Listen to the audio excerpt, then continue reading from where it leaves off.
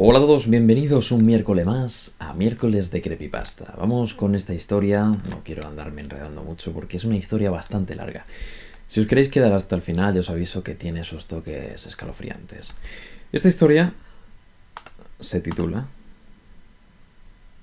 Bueno, título como tal no tiene, pero es una historia sobre un experimento ruso llevado a cabo en los años 40 y bueno, ya os iréis enterando acorde avance. Dice así. Investigadores rusos a finales de los años 40 mantuvieron a 5 personas despiertas durante 15 días, utilizando un estimulante basado en gas. Los tuvieron encerrados en un ambiente sellado para monitorear cuidadosamente el uso del oxígeno, de manera que el gas no los matase, debido a las altas concentraciones del gas. Esto fue antes de que existiera el circuito cerrado, por lo que tuvieron que usar micrófonos y ventanas con un grosor de 5 pulgadas para poder observar a estos usuarios. El cuarto estaba lleno de libros, camas para dormir, pero ninguna de las camas era acorde o suficiente para que uno entrase. Tenía agua corriente, baño y la suficiente comida como para que los 5 sobrevivieran durante un mes. Los sujetos de prueba eran prisioneros políticos y de guerra, declarados enemigos del Estado durante la Segunda Guerra Mundial. Todo estuvo bien durante los 5 primeros días. Los sujetos rara vez se quejaban después de que falsamente se les prometiese la libertad, si aceptaban tomar parte de la prueba y no dormir durante 30 días. Sus conversaciones y actividades fueron monitoreadas y grabadas, y los científicos notaron que conforme pasaban el tiempo, ellos hablaban sobre incidentes traumáticos de su pasado, se abrían a sus compañeros. Después de 5 días, comenzaron a quejarse de las circunstancias y eventos que los llevaron a donde estaban, y empezaron a demostrar un síntoma de paranoia severa. Dejaron de hablar entre ellos y comenzaron a murmurar de manera alterna en los micrófonos. De manera extraña, todos parecían creer que podían ganar la confianza de sus captores, si traicionaban así a sus camaradas. En un principio, se creyó que esto era un efecto del gas. Después de 9 días, el primero de ellos empezó a gritar. Corría por todo el cuarto gritando repetidamente durante 3 horas seguidas. Después trató de continuar gritando, pero solo podía dar un grito ocasional. Los científicos postularon que físicamente se había destrozado las cuerdas vocales. La parte más sorprendente de este acontecimiento, de este comportamiento, fue cómo sus compañeros reaccionaron a esto. O mejor dicho, cómo no reaccionaron. Continuaban murmurando entre los micrófonos hasta que el segundo de ellos comenzó a gritar también. 2 de los prisioneros que no gritaban tomaron los libros y llenaron página tras página con sus propias heces. Y de manera muy calmada los pusieron sobre las ventanas del cuarto. Los gritos de pronto cesaron, al igual que los murmuros en los micrófonos. Todo desapareció. Pasaron otros 3 días. Los investigadores echaban un vistazo a los micrófonos constantemente para asegurarse de que trabajaban, de que estaban funcionando, porque creían que era imposible no escuchar sonido con 5 personas dentro de una habitación. El consumo de oxígeno indicaba que los 5 debían de seguir vivos. De hecho, el consumo de oxígeno era el necesario para que otras 5 personas pudieran vivir dentro, o para que solo 5 pudieran hacer ejercicio. De hecho, así era, los niveles de oxígeno eran muy normales. En la mañana del día 14, los investigadores hicieron algo que no deberían hacer para llamar la atención de los prisioneros. Utilizaron el intercom dentro del cuarto. Esperaban provocar respuestas de los prisioneros, pues temían que estuviesen muertos o en algún tipo de estado vegetal. Anunciaron: abriremos el cuarto para probar los micrófonos. Aléjense de las puertas y acuéstense con las manos atrás en el suelo, o se les disparará. Se les otorgará la libertad a uno de ustedes si obedecen estas normas. Para su sorpresa, escucharon solo una frase, con una voz muy calmada: no queremos ser liberados. Hubo un gran debate entre los investigadores y fuerzas militares que financiaban el proyecto. Sin poder provocar más respuestas, utilizaron el intercom. Finalmente, se decidió abrir el cuarto a la medianoche del día número 15. Se limpió de gas el cuarto, se dejó puro y se llenó de aire fresco. Inmediatamente, voces de los micrófonos empezaron a objetar. 3 voces diferentes rogaban por la vida de sus seres queridos que encendieran el gas nuevamente. Se abrió el cuarto para sacar a los prisioneros. Gritaron más fuerte que nunca, al igual que los soldados cuando vieron lo que había dentro. 4 de los sujetos seguían vivos. Las raciones de los pasados 5 días no habían sido tocadas. Había pedazos de carnes de las costillas y pantorrillas del sujeto número 5, colocados dentro del drenaje del centro del cuarto, bloqueándolo, permitiendo que 4 pulgadas de agua se acumularan en el suelo. Los 4 supervivientes, si es que así como los podemos llamar, también tenían pedazos de piel y carne arrancada de sus cuerpos. La destrucción de sus tejidos y la exposición de huesos en la punta de sus dedos indicaba que las heridas fueron infligidas por sus manos y no con los dientes, como se suponía. Al examinarlo se descubrió que la mayoría de las heridas fueron autoinfligidas, en su mayoría eran ellos mismos los que se hacían daño. La piel y los órganos detrás de las costillas fueron removidos, mientras que el corazón y los pulmones y el diafragma aún seguían en su lugar. El tracto digestivo de los 4 sujetos podía verse trabajar, digiriendo comida. Rápidamente se hizo aparente, estaban digiriendo su propia carne y que ellos la arrancaron y se la comieron en el transcurso de esos días. La mayoría de los soldados eran fuerzas especiales rusas en las instalaciones, pero aún así muchos se negaron a regresar a ese cuarto.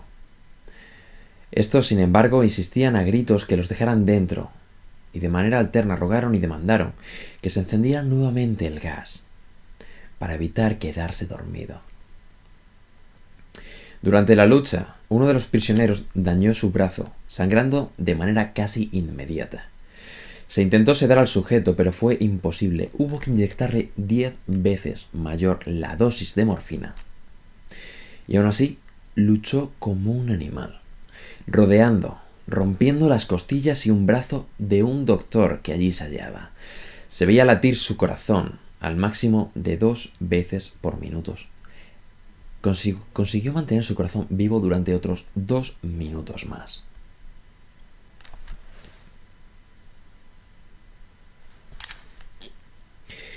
Durante ese tiempo se desangraba y continuó gritando por más de 3 minutos, atacando a quien se le acercara, repitiendo la palabra más una y otra vez, cada vez más débil, hasta que cayó en silencio. Los otros 3 supervivientes fueron inmovilizados fuertemente y llevados hacia instalaciones médicas. 2 de ellos, con cuerdas vocales intactas, demandaban continuamente más gas para permanecer despiertos. El más herido de los 3 fue llevado al único cuarto de cirugía que había en las instalaciones. En él, el proceso de su preparación para colocar nuevamente sus órganos en su lugar, se notó que el sujeto era totalmente inmune a los sedantes. Peleó furiosamente cuando el gas anestésico se le estaba colocando. Se necesitó un poco más de anestesia de lo normal para sedarlo, pero en el momento que sus ojos se cerraron, su corazón se detuvo. En la autopsia se encontró que su sangre había 3 veces la cantidad normal de oxígeno. También se rompió 9 huesos en la lucha para no ser controlado.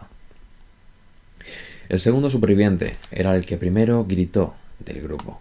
Con sus cuerdas vocales destruidas, él no pudo objetar la cirugía y solo reaccionaba agitando violentamente la cabeza, en desacuerdo cuando se le administraba el gas anestésico. Afirmó violentamente con la cabeza cuando alguien sugirió hacer la cirugía sin anestesia y no reaccionó durante la misma, que duró 6 horas, en la cual se intentó reemplazar sus órganos abdominales y cubrirlo con lo que quedaba de su piel. El cirujano afirmó que era médicamente imposible que el sujeto siguiera con vida. Una enfermera aterrada que ayudó en la cirugía comentó que la boca del paciente formaba una sonrisa cada vez que sus ojos se encontraban. Se le hizo la misma cirugía sin anestesia a los otros 2 sujetos. Se les tuvo que inyectar un paralítico, pues ellos reían constantemente y él era imposible de realizar la operación. El cirujano no podía intervenir. Una vez paralizados, solo podían interactuar con sus ojos. En el momento en el que pudieron hablar nuevamente, exigieron una vez más que el gas se les fuera suministrado. Los investigadores trataron de averiguar por qué se lastimaron de esa forma a sí mismos y por qué querían el gas nuevamente. La única respuesta fue: debo permanecer despierto. Se reforzó a los 3 sujetos y les devolvió al cuarto para esperar a su destino. Los investigadores enfrentaron la furia de sus benefactores militares por haber fallado las metas del proyecto. Consideraron dar eutanasia a los prisioneros. El comandante, un ex KGB, vio potencial en el proyecto y en su lugar decidió ver qué pasaría si ponían el gas nuevamente. Los científicos se negaron rotundamente, pero al final tuvieron que aceptar bajo amenaza de muerte. En preparación para ser sellados nuevamente en el cuarto, los prisioneros fueron conectados a un monitor EEG. Para sorpresa de todos, los tres dejaron de pelear en el momento en el que se dieron cuenta que regresaría de nuevo el gas. En ese momento era obvio que los tres estaban haciendo un gran esfuerzo por mantenerse despiertos.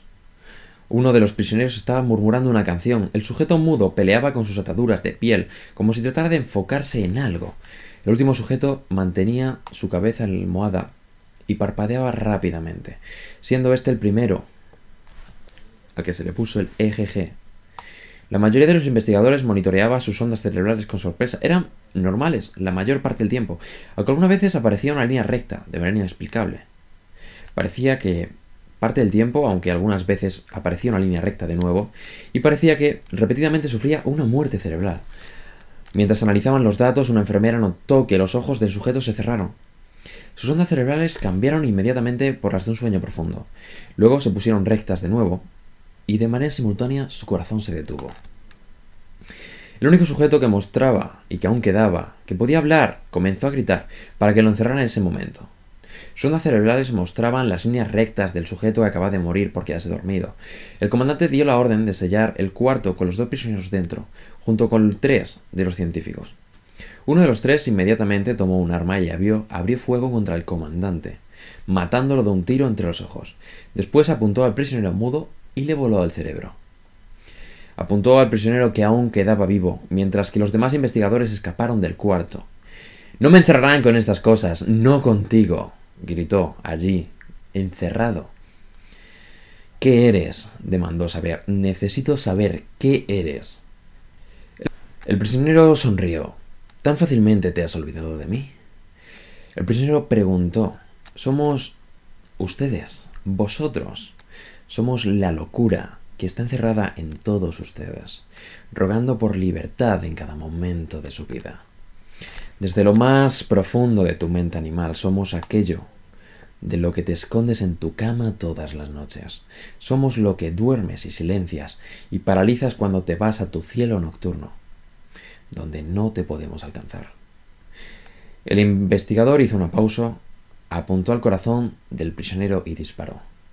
El EEG mostró una línea recta, mientras el sujeto débilmente murmuraba, casi tan libre. Espero que os haya gustado esta historia que aquí os he contado. Es un experimento ruso de los años 40. Si os ha gustado y queréis más, aún así, si queréis alguna que vosotros me queráis recomendar, pues dejádmelo en la caja de descripciones o enviármelo por correo a giroblogger@gmail.com. He sido Giro Mercer un miércoles más. Nos vemos en el próximo.